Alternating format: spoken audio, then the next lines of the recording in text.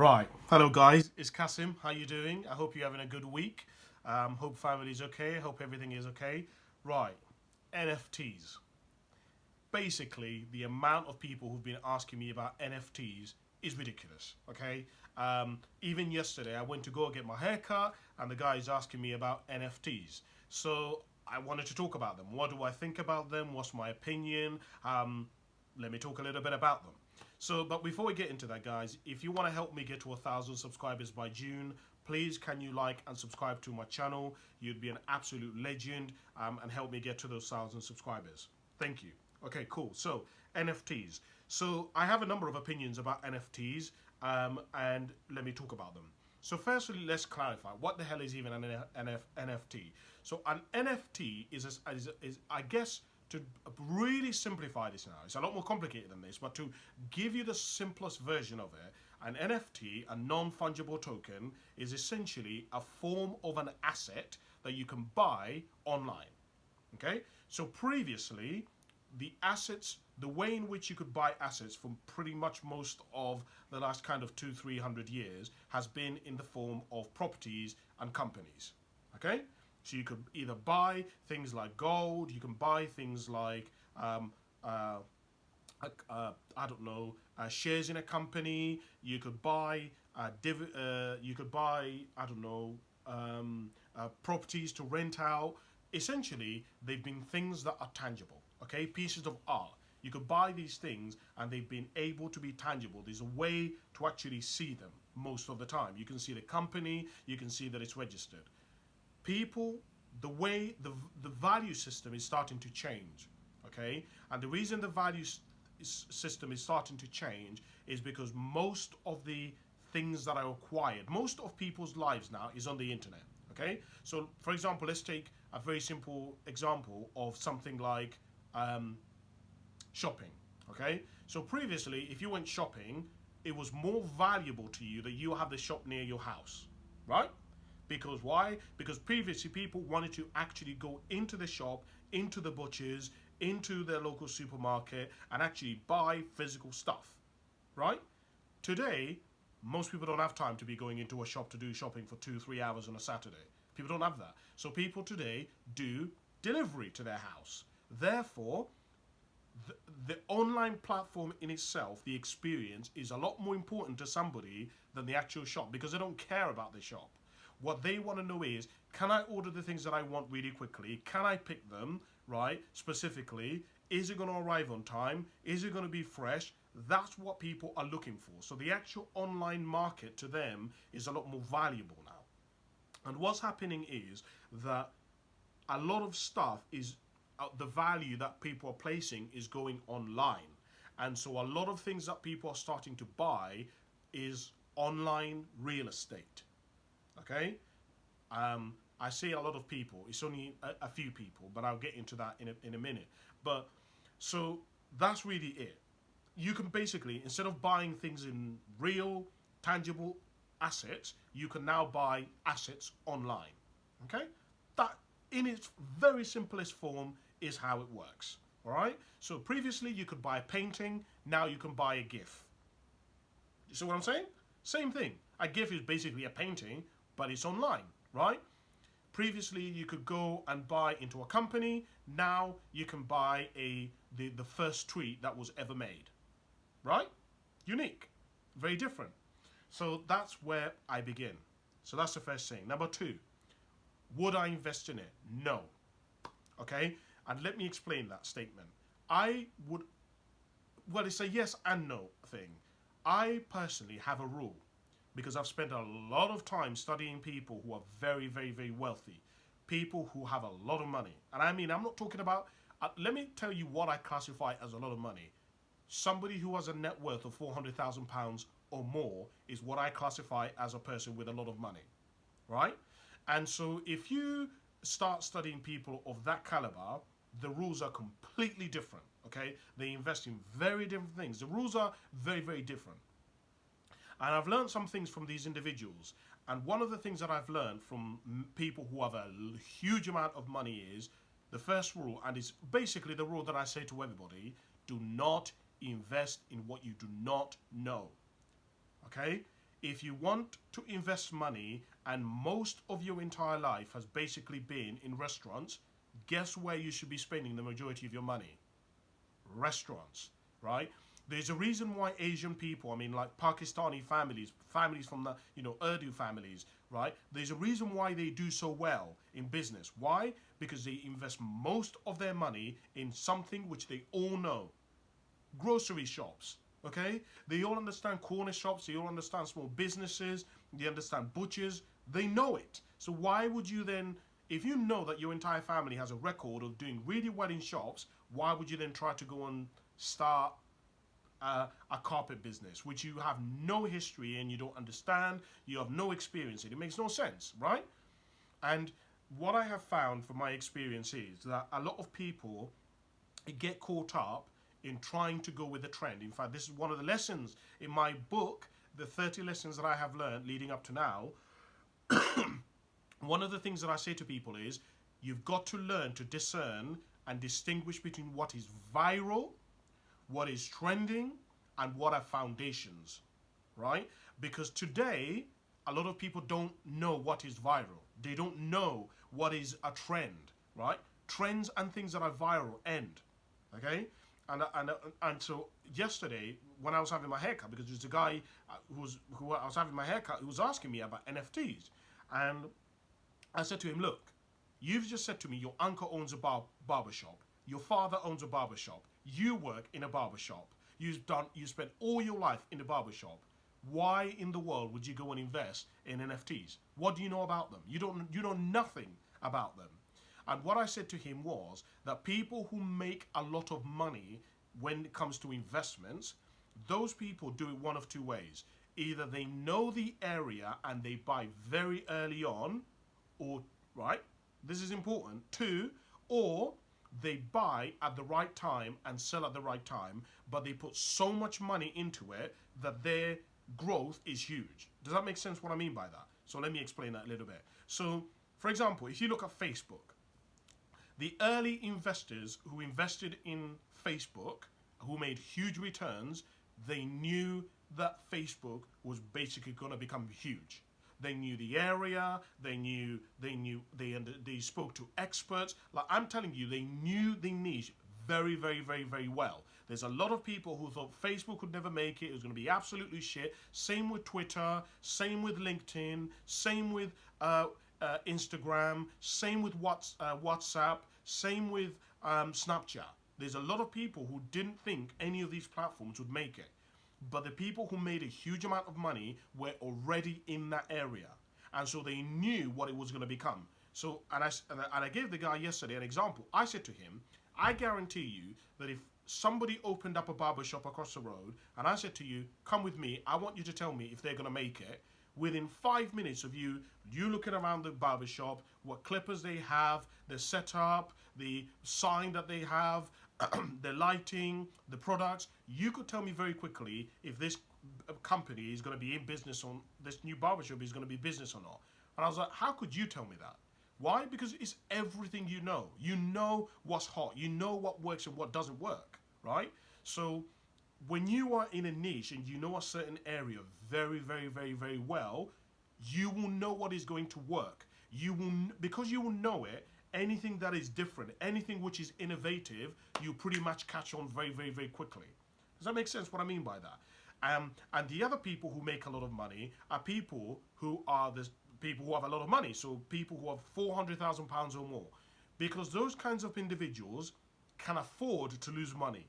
So the thing that they're doing is they're betting on risk.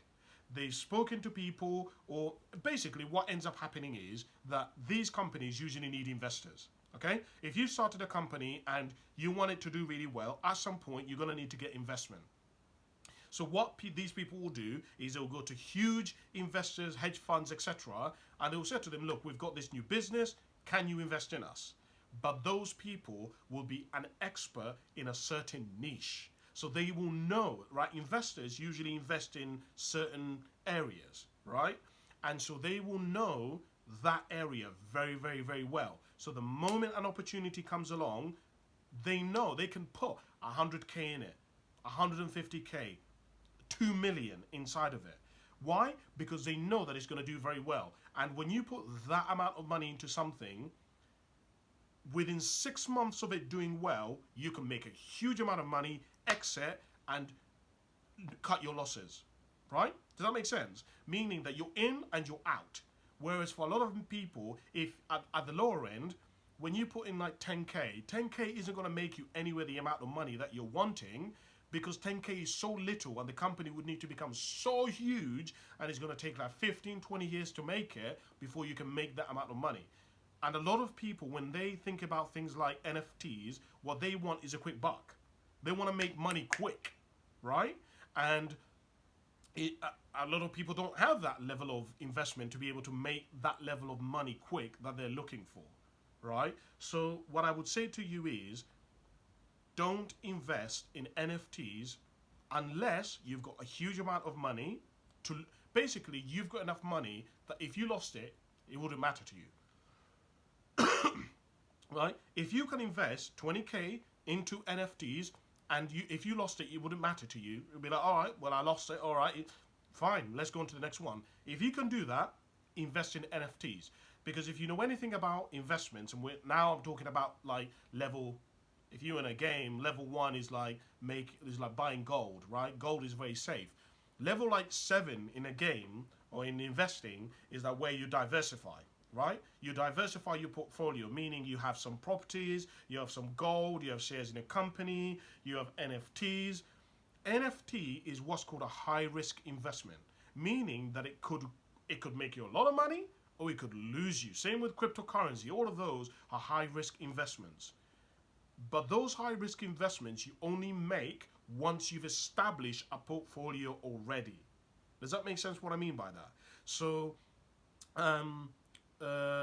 yes. So unless you've got money to lose, right? Because that's the whole point. You go take the risk. You've already established a really good portfolio. If you take the risk and it doesn't work, what does it matter? You already know that you're going to make up the 10 grand anyway in this long-term investment that you've already made. So those are really the things that I would share with you. Stick to what you know, right? And what I would share with you, which I said to him yesterday, is I said to him, if an opportunity comes along and you don't have enough money at the moment to make a loss, like if you lost it, it's not enough, hold on. I said that one of the principles of making a lot of money is patience, okay? Right, where most people, what they do is they jump on the bandwagon, they invest all their money, they lose it, and now an opportunity which they know about, they know is going to work, they know it's guaranteed, the one they should have gone for, guess what? Now they don't have money to invest in it, right? There is a word which I hate, but is very attributed to successful people, and I'm going to give it to you. Luck, okay? I hate the word luck, but it's a word that I constantly hear from successful people who've made a lot of money, who've done very well in the business world, right? Investors, and they use that word luck. And luck only comes when you make the right choice at the right time. There's a saying that goes, it's better to be prepared for an opportunity and for it not to come than an opportunity to come and you not be prepared. Let me put this another way. It's better that you save your money and you don't invest it on something that's hot right now and there's a very high likely chance of you losing money. It's better for you not to do that and instead reserve your money, wait for something which you know very highly is going to work for you, and then invest in it. Now, the final thing that I want to share with you, which I said to him yesterday is, and he really didn't like this because this is what's called an inconvenient truth, something that you hear which you don't want to know. I said to him yesterday, anything that you see in the broad spectrum of society, in mainstream society, if you've got access to it and you're not in the niche, you're already too late. You've missed it, right? So if you look on, let me take this. Okay, let me use NFTs as a perfect example. NFTs, the first NFT was started in 2015. Okay, we're in now 2020. That's 7 years ago, right? That's a long time that NFTs have been around, that people have been buying and investing in them. You are not early on in that stage, right? They've already been going for, almost 10 years before now you've joined it. And I explained this to him yesterday. I said, look, anything that you see in mainstream, if you see people in the mainstream media, social groups talking about it, then you're already too late. You're already too late to invest as an early kind of investor. Because most people who, if you're in a niche, you will know about a product and something different coming along very, very, very quickly. I remember I saw Logan Paul, and Logan Paul lost a lot of money on Pokemon, right? I think it was like £3 million or something. Do you know why? Because it isn't his niche. He knows about investments, but that isn't his niche. And guess what he had to rely on? Other people's expertise. Logan Paul lost a lot of money because he was relying on other people's expertise to tell him what to invest in.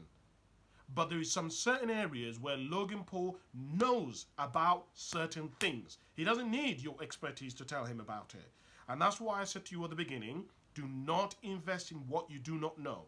Unless you know it definitively, you know it's going to work, right? I mean, to the point where you don't care about putting in 25 grand of your money into it, 50k of your money, because you know that well, you know the area so well that you know that it's going to work out. There's a very small chance of it not working out. So as I was saying to him yesterday, anything that you see in mainstream is behind. So I said to him, look, if you look at, for example, fashion, anything that you see as fashion on the main high street, you're already about 4 years behind. Why? Because fashion firstly starts off in the catwalks. From the catwalks, it then goes into distributors, right, where you have people like buyers for Marks and Spencer's, Primark. They go there, and these manufacturers, and they go to trade shows, and that's where they pick these ideas up. They then take these ideas and take them back to their department. They take the idea, strip it down so that it's simplified, it's easier for for mainstream and consumers to buy, and that's the product that you see, right? When you look at Rolls-Royce, the Rolls-Royces that you and I can buy are not the special Rolls-Royces. Rolls-Royce have a special club where they make if they make a special car, their exclusive club of members get it first before you ever even know that it exists. Do you understand what I mean by this? Meaning that what you see on the main screen, you're already behind. When Rolls-Royce release a car that's really unique, you're already behind. Because they've already, before the concept, before they even make the car, they will call certain people in their database and tell them, we're making this car, would you be interested? That is before they've even made a car. So when you hear about it on the news and you hear about how this new car has come upon, no, you're years behind. They've already spoken to investors and money and production line and their hot buyers. They've spoken to all of those, and now you're hearing about it. So you're way behind. And when you understand that, you now understand how things like NFTs work. Because a lot of things, unless you're in the niche, you're only catching up on them and knowing about them because they're in the mainstream. If they're in the mainstream, you're already too late. So that's what I would say about NFTs. I don't know whether it's been useful for you, but I just want you to really think about that. Things like NFTs, cryptocurrency, all of them, they're all on the same, for me, they're all on the same spectrum. Be very careful about them. People who make a lot of money don't do anything radical. They make it over a long period of time. And the ones that make huge amounts of money have already got a lot of money. They don't mind pumping 300k, 200k into something. They don't mind losing it. Just like if you've seen Dragon's Den. Those Dragon's Den don't mind taking a chance and giving somebody £80,000 of their money. Why? Because they have so much of it that if the business works out, wonderful. If it doesn't work out, doesn't really matter. They can afford to lose the 80k. But if it does work, the business does work out, they could make 4 million. Do you understand what I'm saying? But they know the niches. They've done the maths. They know the businesses. They strip everything down, so they know it very, very well. That's it. I hope that's been useful for you. Something for you to chew on, think about. What do you think, though? What do you think about NFTs? Comment below. Let's have a dialogue. Let's have a conversation. I'd love to hear from you. And also, if you want to help me get to 1,000 subscribers by June, please like and subscribe to my channel. You'd be an absolute legend. Okay, I'll leave it there. Thank you very much for watching, guys, and I'll speak to you soon. Bye for now.